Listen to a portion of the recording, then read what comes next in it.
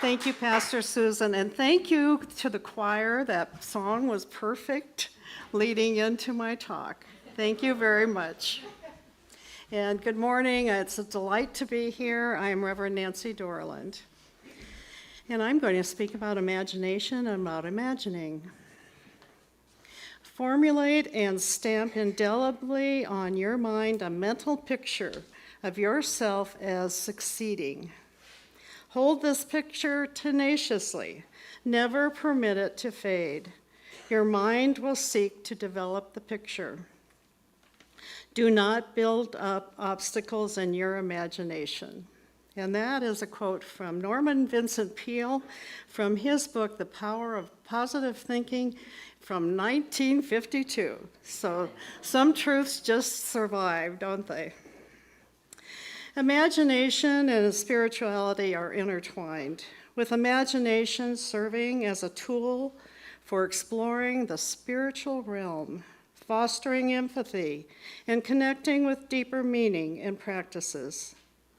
It allows individuals to envision possibilities, engage in spiritual practices like meditation and prayer, and connect with abstract concepts and symbolism.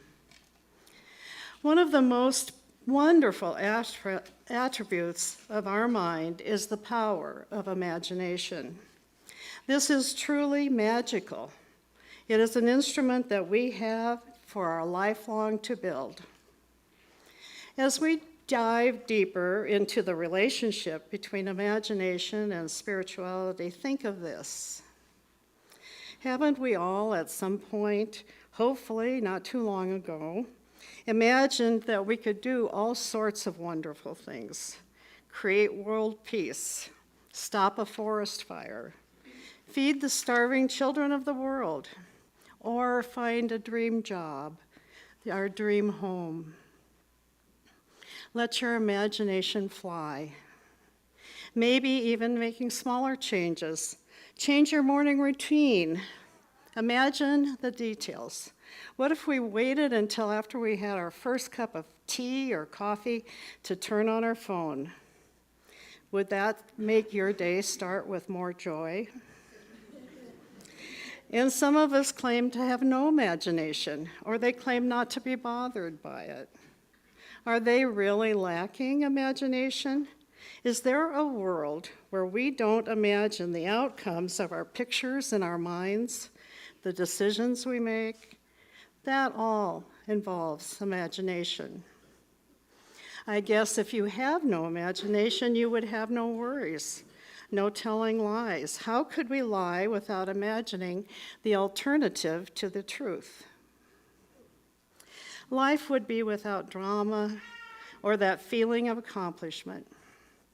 What would be a life without color, flavor, the drive that is spurred on by imagination?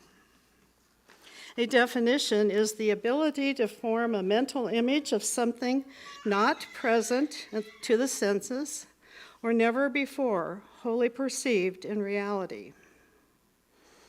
Often the images whose source is our imagination are the ones that are outside the box, outside what we are living, outside our perceived reality. Don't you know that the divine, our source, wants you to attain all of the wonderful joys that life has to offer?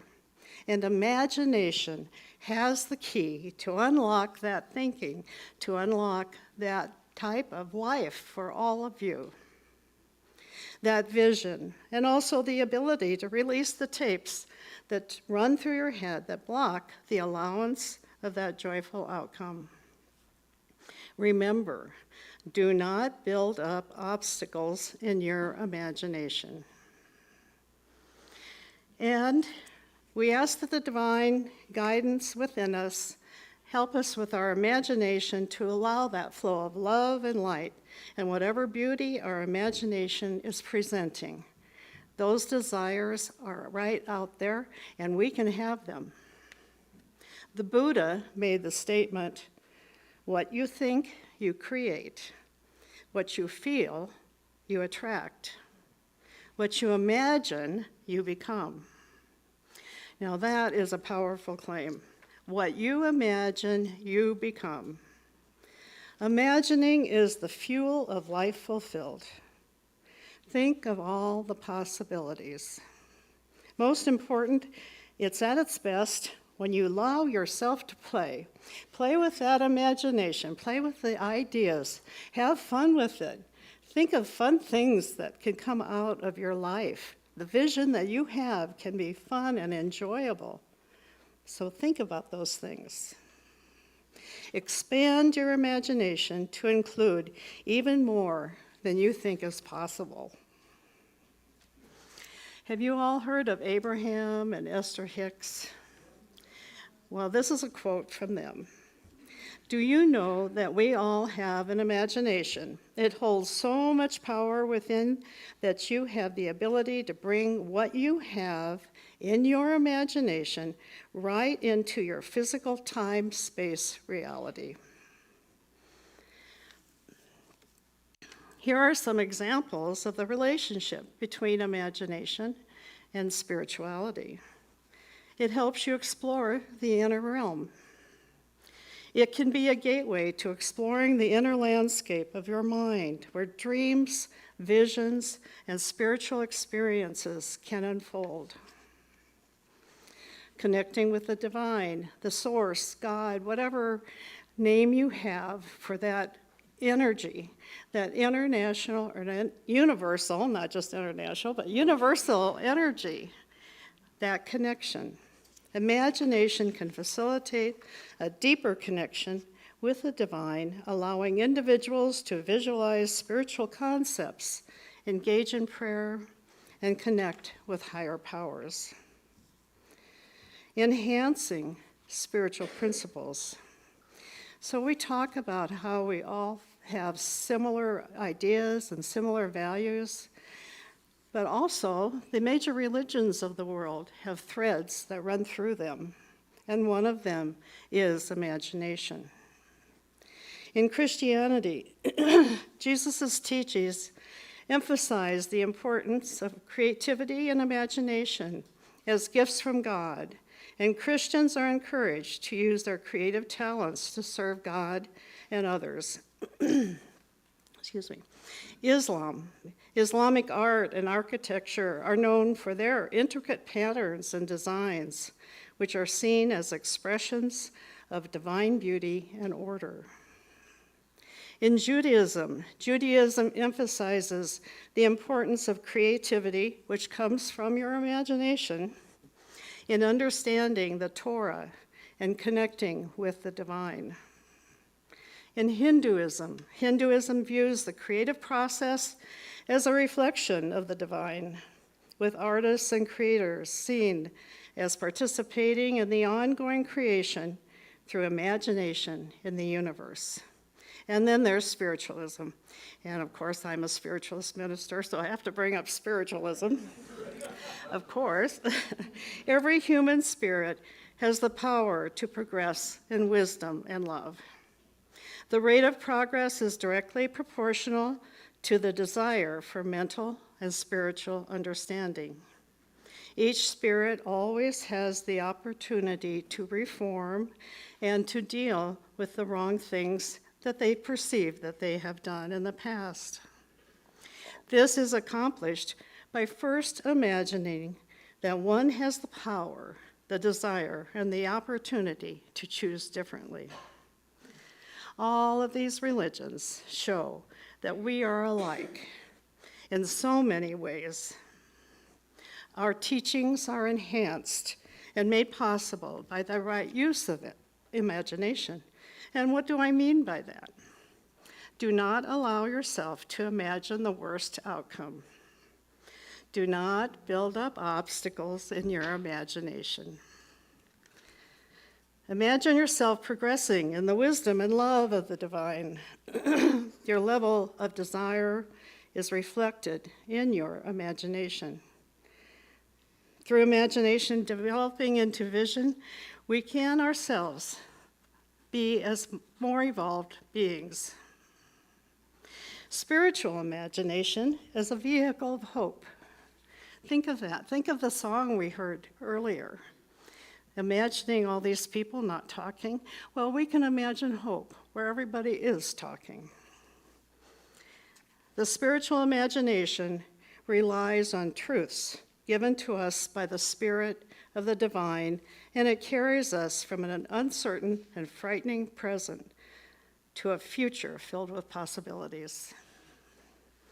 So there is a true story about a composer, musician, that was inspired by the written imagination, the poems of a woman that wrote poetry that spoke to his soul. He took the image that the poetry evoked and composed in 1971 while sitting at the piano in their bedroom. He composed the melody, the chords, most of the lyrics, and nearly completed the whole song in one short writing session. This is some of the background of the John Lennon song, Imagine. This was the product of his imagination, but it stemmed from the imagination that was evoked by the poet Yoko Ono, and that circle just goes around and around. What I imagine, what I come up with will evoke the imagination of somebody else. And your imagination, however you express it, evokes further growth in other people. So think of that circle of imagination. Imagine all the people living in peace. We are all familiar with the music and lyrics to that song that has withstood the test of time. Another quote from John Lennon is, "Reality leaves a lot to the imagination." This sounds too simple, but has a lot of depth to it. What is reality? What is the real way to live? How should things work out? The irony is that the answer itself lies in our imagination. Our schools, democracy, military, architecture, everything which is real on earth was first conceived in the imagination. And haven't we had a wonderful opportunity in the last couple of weeks with Artemis II? Everything that has come about, and how many children are thinking, oh, I want to be an astronaut, or I want to go to the moon, or what's the moon about, or how did they eat up there? What's that food? It looks really gross. You know, that's what I heard. But think about it. The imagination of so many people had to go into that Artemis II, and it was such a wonderful experience for all of us. From their liftoff to their retrieval, everything was just wonderful. So we have that available in our culture.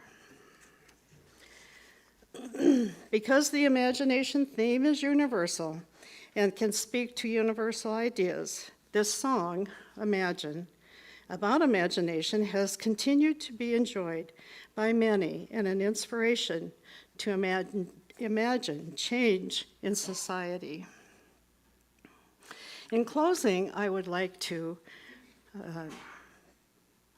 talk about Rumi and a poem that Rumi wrote.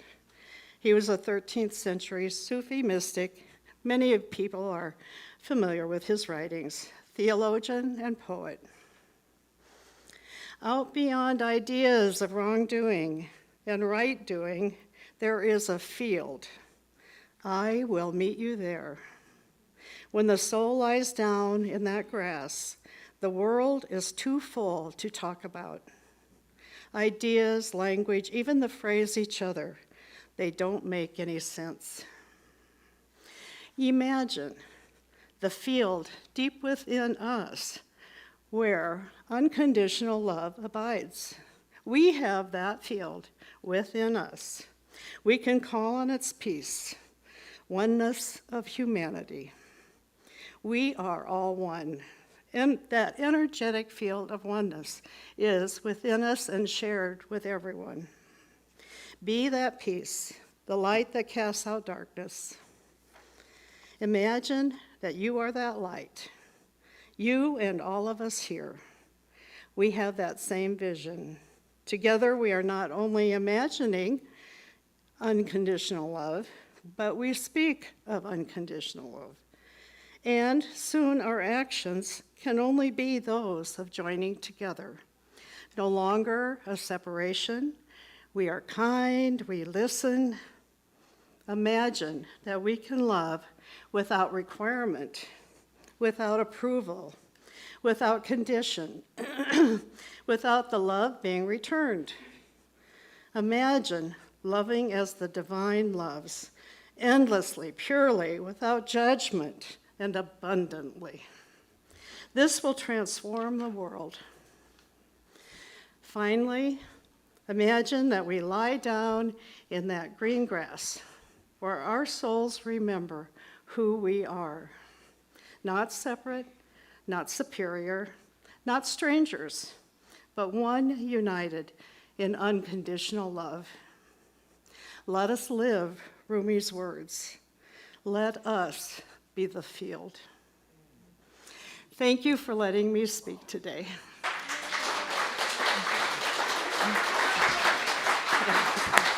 Thank you. Thank you.